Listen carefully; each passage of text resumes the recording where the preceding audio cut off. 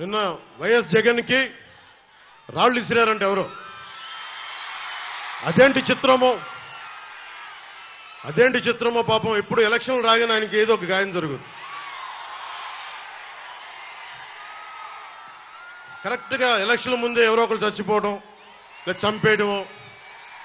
అంత high security CISF ఉన్న వైజాగ్ ఎయిర్పోర్ట్లో 2019కి కోడి కత్తితో గాయం చేశారంట అక్కడ. సరే, మనందరం ఏం చేశాం?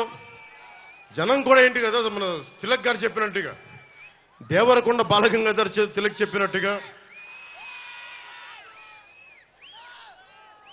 కొడవగంటి మనకి కుటుంబరావు గారు చెప్పినట్టుగా, మనందరం మధ్యతరగతి మనుషులు. మనందరికీ ఏంటంటే అధికారం ఉన్నోడు డబ్బున్నోడు ఏమి చేసినా దానికి ఒక నైతిక భాష్యం ఇస్తాం. పాపం కాకినాడలో ఉండే ఒక మాఫియా డాన్ ఎవరిని కత్తితో పొడిచినా పాప ఆయన ఏ పరిస్థితుల్లో పొడిచారో పాపనండి, పాపం చంపేశారు. వైఎస్ వివేకానంద రెడ్డి గారిని ఏ పరిస్థితుల్లో పొడిచారో తెలియదండి మాకు. 30,000 మంది ఆడపిల్లలు అదృశ్యమయ్యారని పాపం జగన్ గారు ఏం చేస్తారండి పాపం. ఇది సగటు మధ్య తరగతి మనం చేసే తప్పు. ఇది మన హక్కులను మనం తెలుసుకోవట్లేదు. జగన్కి గాయం అయితే రాష్ట్రానికి అయ్యా గాయం. మీ జెడ్ కేటగిరీ సెక్యూరిటీ ఏం చేస్తుందా? మీ జెడ్ కేటగిరీ సెక్యూరిటీ చూసుకోరా మీరు? మరి చంద్రబాబు గారి మీద రాళ్లు కొట్టించినప్పుడు రాళ్ల వర్షమే కురిపించారా మీరు? అప్పుడు ఏమైపోయినాయి? అప్పుడు రాష్ట్రానికి గాయం జరగలేదా?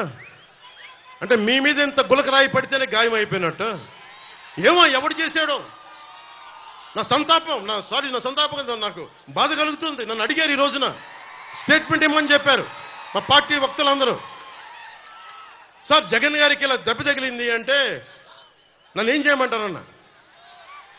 ఆయనకి కొంచెం మీరు త్వరగా కోలుకోవాలని ఇవ్వంటే ఏమో అది నిజమో అబద్ధమో నాకేం తెలుసు. అతనే ఇలా టక్కుని కొట్టేసుకున్నాడో ఎవరికి తెలుసు?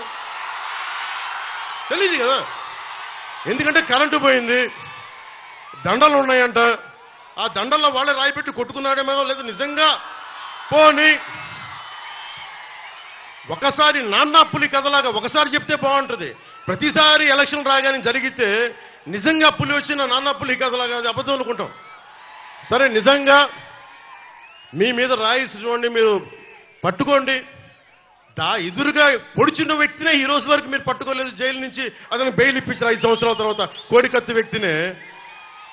ఈ సెంటిమెంట్ డ్రామాలు దయచేసి ఆపండి. ఈ నాటకాలు భరించలేకపోతున్నాం.